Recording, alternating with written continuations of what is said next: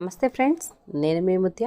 Welcome back to smart Muthu's kitchen. ఈ రోజు వీడియోలో నేను రెగ్యులర్గా చేసే ఇన్స్టెంట్గా చేసే బొబ్బట్ల రెసిపీని ఈ రోజు నేను మీతో షేర్ చేసుకోవాలనుకుంటున్నాను. నార్మల్ పద్ధతిలో కాకుండా ఈ రోజు అయితే మనం కొబ్బరి బొబ్బట్లు చూద్దాం. ఈ బొబ్బట్లు చేసుకోవాలంటే మనం పప్పు నానబెట్టాల్సిన అవసరం లేదు, పిండి నానబెట్టాల్సిన అవసరం లేదు. మనం ఇన్స్టెంట్ బొబ్బట్లు ఎలా చేసుకోవాలో చూసేద్దాం.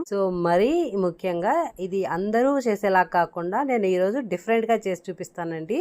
ఈ బొబ్బట్లు చాలా మెత్తగా అండ్ మృదువుగా 2-3 రోజుల పాటు అయినా బయట పెట్టినా కూడా ఫ్రెష్ గా ఉంటాయి అన్నమాట. కొలతలతో సింపుల్ స్టెప్స్ లో అయితే ఈ రోజు మనం బొబ్బట్లు ఎలా చేసుకోవాలో చూపించబోతున్నాను. తప్పకుండా ఈ ఉగాదికి ఇంట్లో ప్రిపేర్ చేసి మీ ఫ్యామిలీ అంతా ఎంజాయ్ చేయండి. మీరు ట్రై చేసి మీకు ఎలా కుదిరాయో కమెంట్స్ లో చెప్పడం మర్చిపోకండి. మీ చిన్ని కమెంట్స్ మాకు చాలా ఇంపార్టెంట్. మరి లేట్ చేయకుండా రెసిపీలోకి వెళ్ళిపోదామా? Let's start. బొబ్బట్లకి పిండి కలుపుకోవడం కోసం మనమైతే ఒక గిన్నె తీసుకోండి.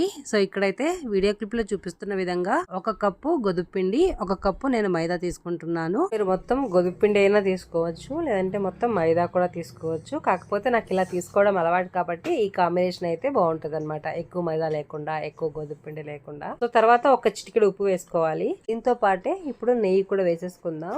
నెయ్యి ఒక 3 టేబుల్ స్పూన్ దాకా వేసేస్తున్నాను. మీ దగ్గర నూనె ఉంటే కూడా నూనె కూడా వేసుకోవచ్చు, ఇది అందుబాటులో ఉంటే అది వేసుకోవచ్చు.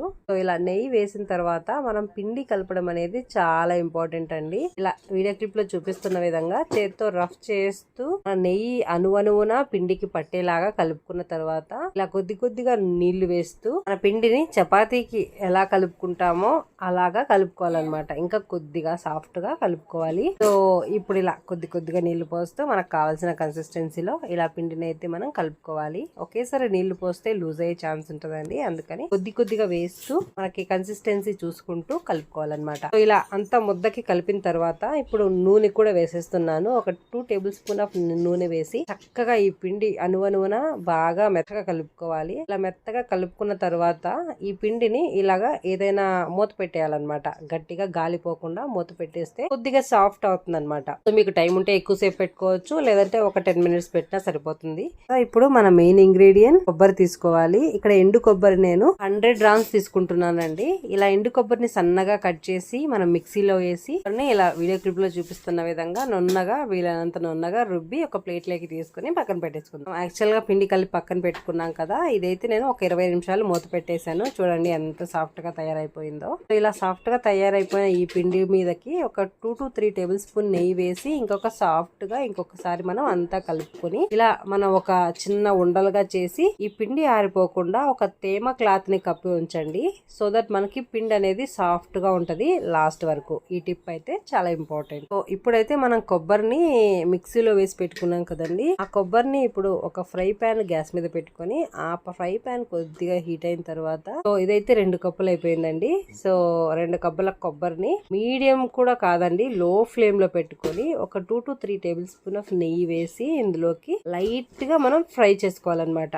ఈ కొబ్బరి ఎక్కువ మంట పెడితే మాడిపోతుందండి, అందుకనే లో ఫ్లేమ్ లో పెట్టుకోవాలి. ఒక 2 మినిట్స్ మాత్రమే ఫ్రై చేసుకోవాలి. అక్కల పొడి 1 టేబుల్ స్పూన్ దీంతో పాటే వేసేసుకుందాం. అక్కల పొడి కూడా వేసేసాక చక్కగా అన్ని ఒక 2 మినిట్స్ అయితే మనం ఫ్రై చేసుకోవాలి. ఈ కొబ్బరి పొడిని చక్కగా మనం ఫ్రై చేసుకున్నాక ఒక 2 మినిట్స్ ఇలా ఈ కలర్ లోకి లైట్ గా చేంజ్ అవుతుంది. అప్పుడు ఒక ప్లేట్ లోకి తీసి పక్కన పెట్టేసుకుందాం. ఇప్పుడు అదే ఫ్రై పాన్ లో మనం తగినంత బెల్లం వేసుకోవాలి. ఒక టిప్పు గుర్తు పెట్టుకోండి, మనం మెజర్మెంట్స్ అనేటివి కొలతలు ఒకే కప్పు తీసుకోండి. మీరు ఒకే కప్పు తీసుకుంటే ఎగ్జాక్ట్ మీకైతే మెజర్మెంట్స్ సరిపోతాయి అనమాట. నేను ఏ కప్పు అయితే కొబ్బరికి తీసుకున్నానో అదే కప్పుతో 2 కొబ్బరి అండ్ 2 బెల్లం ఇక్కడ వేసుకుంటున్నాను. ఇందులోకి బెల్లం ని మనం కరిగించేటప్పుడు కూడా మీడియం టు లో ఫ్లేమ్ లోని గ్యాస్ అడ్జస్ట్ చేసుకుంటూ దీనిలోకి ఒక 4 లేదా 5 టేబుల్ స్పూన్స్ నెయ్యి వేసి ఇలా కరిగేలాగా కరిగించుకోవాలి. ఇందులోకి ఒక 2 to 3 టేబుల్ స్పూన్స్ వాటర్ కూడా వేసేయండి. ఇలా బెల్లం మొత్తం బాగా కరిగిన తర్వాత మన కొబ్బరి పొరింది కదా, దాన్ని వేసేసి దాంతో పాటే ఇక్కడ నేను వేస్తున్నాను చూడండి, పాల పౌడర్ కూడా ఒక 3 టేబుల్ స్పూన్స్ వేసుకోండి. ఇదే మన సీక్రెట్ ఇంగ్రీడియంట్. పాల పొడి వేయడం వల్ల ఎక్స్ట్రా టేస్ట్ అనేది యాడ్ అవుతుంది అండ్ మనం ఎక్స్ట్రా నెయ్యి వేయడం వల్ల కూడా ఇంకా సూపర్ సూపర్ గా టేస్ట్ అనేది కుదురుతుంది అనమాట. ఇక్కడ చక్కగా కలుపుకోవాలి. ఇక్కడ చిన్న టిప్ అండి, మీరు పాకం వచ్చేంత వరకు బెల్లం వెయిట్ చేయకుండా కొబ్బరిని వేసేయాలి. సో ఇక్కడ మనం ఈ పేస్ట్ ని మన బొబ్బట్లలోకి పెట్టేటప్పుడు కూడా ఇది ఇంతే లూజ్ గా ఉండాలి. గట్టిగా అయ్యేలాగా చూసుకోవద్దండి. గట్టిగా అయిందంటే మనం బొబ్బట్లలోకి పెట్టడానికి కష్టం అవుతుంది. కాబట్టి ఇంతే కన్సిస్టెన్సీలో ఉండేలాగా మనకి మీరు ఆల్వేస్ చూసుకోవాలన్నమాట. ఒకవేళ గట్టిగా అవుతుంది అనుకుంటే ఒకటి లేదా 2 టేబుల్ స్పూన్స్ ఆఫ్ నీళ్లు వేసి అది చక్కగా కలుపుకున్నారనుకోండి, సెట్ అయిపోతుంది. సో ఇప్పుడు మనం బొబ్బట్లు చేయాలి.